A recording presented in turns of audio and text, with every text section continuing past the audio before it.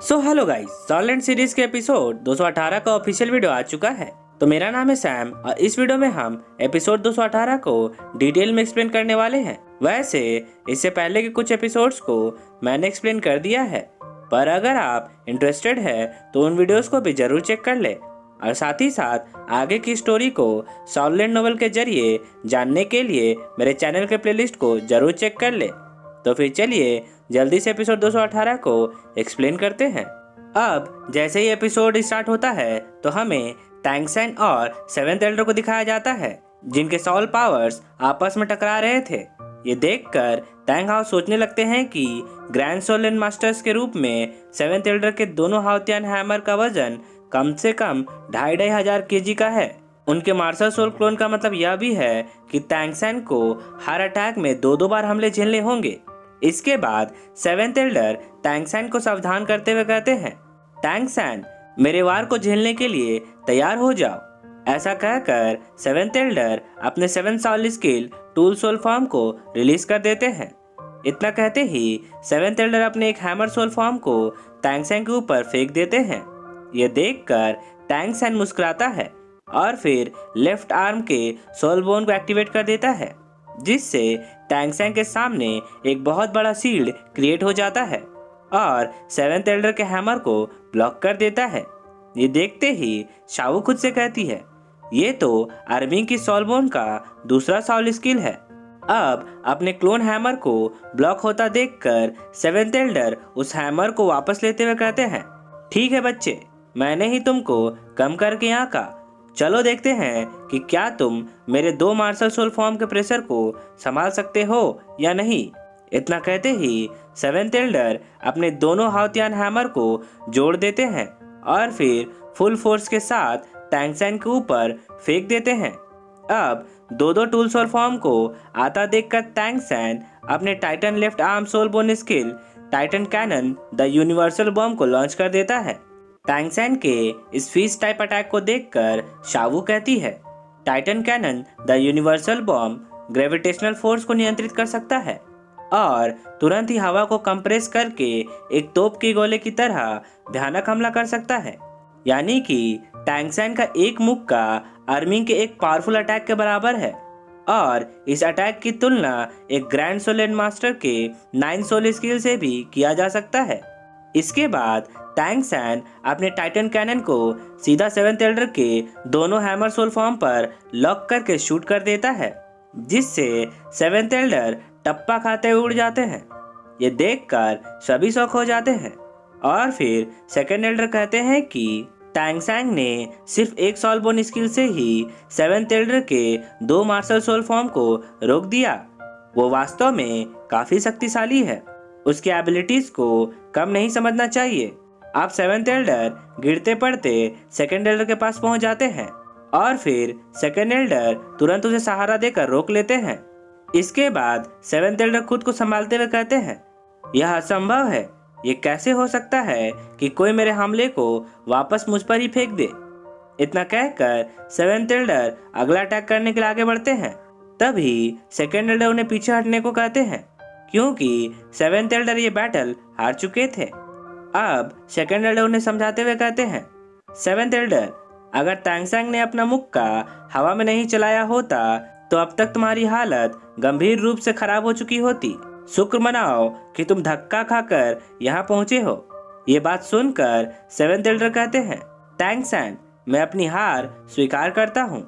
अब से मैं अपने आप को टैंग हाउ के खिलाफ खड़ा नहीं करूँगा। सेवेंथ एल्डर का वादा सुनकर टैंग सैन उनसे बुरा व्यवहार करने के लिए माफी मांगता है। इसके बाद सेकेंड एल्डर उससे कहते हैं, टैंग सैन, तुम्हारे वर्तमान की ताकत को देखते हुए मुझे लगता है कि तुम्हें वास्तव में ट्राइब के मामलों पर बोलने का अधिकार है, लेकिन अगर तुम टैंग हाउ का बचाव करना चाहते हो तो इसका मतलब है कि तुम हमारे पुराने चीफ के फैसले पर सवाल उठा रहे हो और एल्डर हॉल की पावर को चुनौती दे रहे हो। क्या तुम जानते हो कि इसका परिणाम क्या हो सकता है? सेकेंड एल्डर की चेतावनी सुनकर टैंग सैन उनसे माफी मांगते हुए कहता है, मुझे इससे कोई फर्क नहीं पड़ता, मैं बस अपने मॉम डैड के लिए न्याय चाहता हूँ। ये सुनते ही अब टैंग जियाओ टैंग सैन को समझाते हुए कहते हैं, शाओशेन, जो लोग एल्डर रोल का अपमान करते हैं उन्हें ट्राइब का देशद्रोही मान लिया जाता है। और फिर पांचों एल्डर्स एक साथ उस पर हमला कर देते हैं और उस व्यक्ति को मार डालते हैं।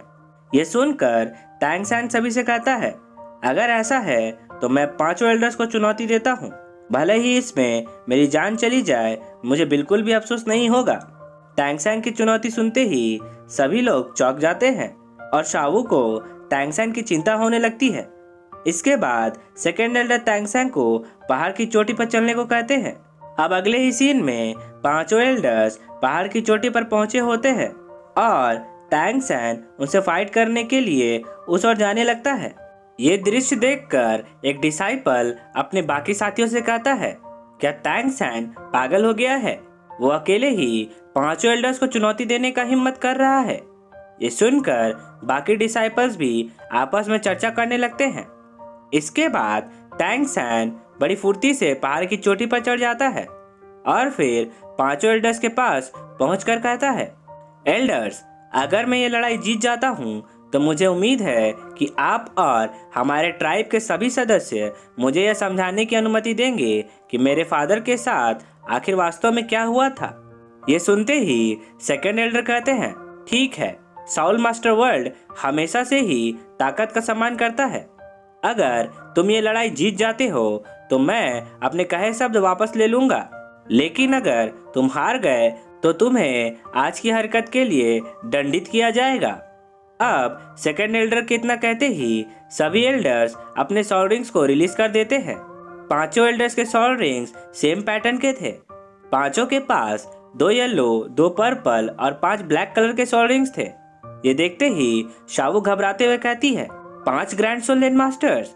इसके बाद टैंग जियाओ घबराते हुए कहते हैं, एल्डर्स, टैंग सैन अभी जवान और इमोशनल है, लेकिन मुझे लगता है कि वो इस सदी में हाओ त्यान सेक्ट का जीनियस है, इसलिए मेरी विनती है कि आप सभी उस पर रहम करें।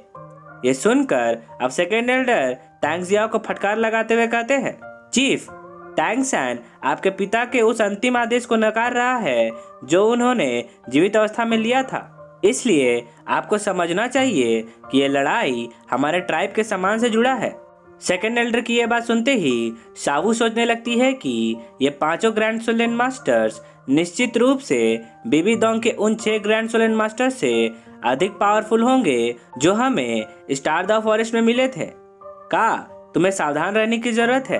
अब तुरंत ही टैंग सैन को महसूस होता है कि शावू और उसके मॉम डैड उसकी चिंता कर रहे हैं, इसलिए वो उनकी तरफ देखते हुए कहता है, मुझ पर भरोसा करो। इसके बाद टैंग सैन पांचों एल्डर्स की ओर देखते हुए सोचता है कि क्या मैं अपने डैड पर लगे कलंक को मिटा पाऊंगा और ट्राइब वालों के बीच के मनमुटाव को दूर करके सबको एकजुट कर पाऊंगा।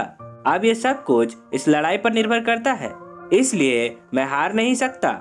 मैं इस लड़ाई में एल्डर्स को मुझ पर हावी नहीं होने दे सकता। मुझे पहले ही उन सबको कंट्रोल करना होगा। इतना सोचकर टैंग सैन सभी एल्डर्स को चेतावनी देता है और फिर अपने 8 सॉल रिंग के first soul skill blue silver demon mirror destruction को लॉन्च कर देता है। इस सॉल स्किल की मदद से टैंग सैन पांचों एल्डर्स को शुरू में ही कैद कर लेना चाहता था, पर वे सभी एल्डर्स बड़ी आसानी से टैंग सैन के इस अटैक को डॉज कर लेते हैं और फिर जंप करके अलग अलग पिलर्स पर उतरने लगते हैं। अब सेकंड एल्डर टैंग सैन से कहते हैं कि आज वे सभी उसे सबक सिखाएंगे। ऐसा कहकर पांचों elders combined fusion skill 5 rays of light formation का यूज करते हैं, जिससे टैंग सैन के ऊपर भारी दबाव पड़ने लगता है।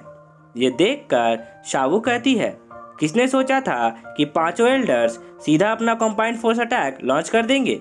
टैंग सैन ने उन्हें कैद करने का अपना मौका गवा दिया है।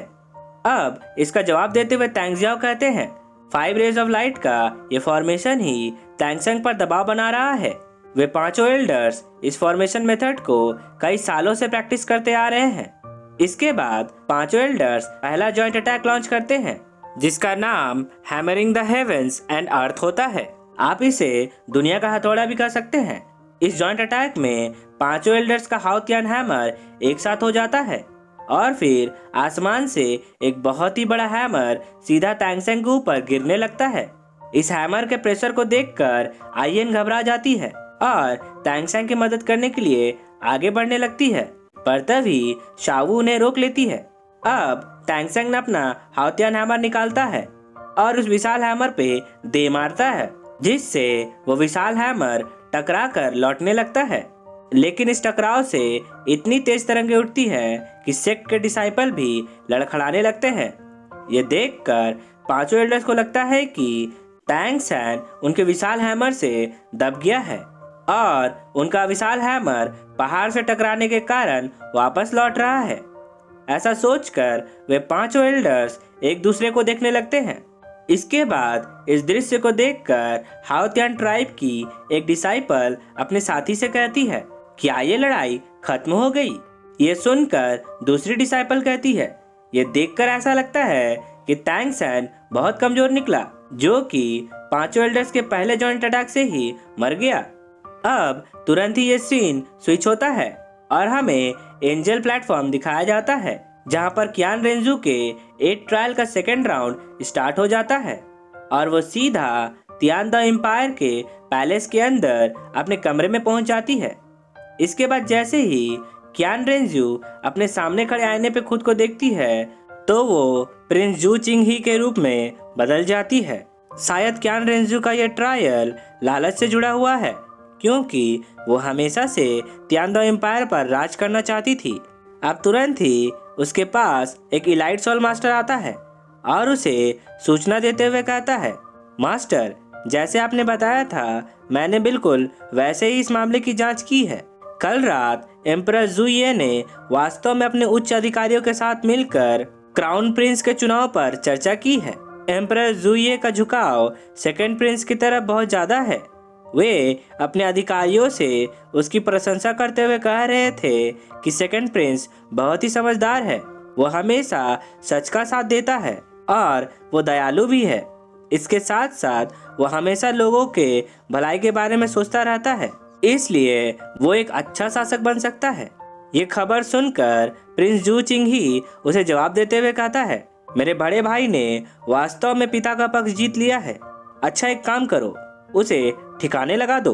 अपने मास्टर का आदेश सुनकर वो इलाइट सोल मास्टर सीधा सेकंड प्रिंस के कमरे में चला जाता है और सेकंड प्रिंस को सोता देखकर वो उसे चाकू घोंपकर मार डालता है।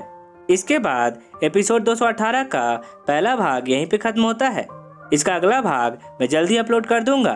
सो गाइस, आई होप कि आपको ये वीडियो अच्छी लगी होगी, और अगर आपको मेरा एक्सप्लेनेशन पसंद आया हो तो इस वीडियो को एक लाइक करना तो बनता है।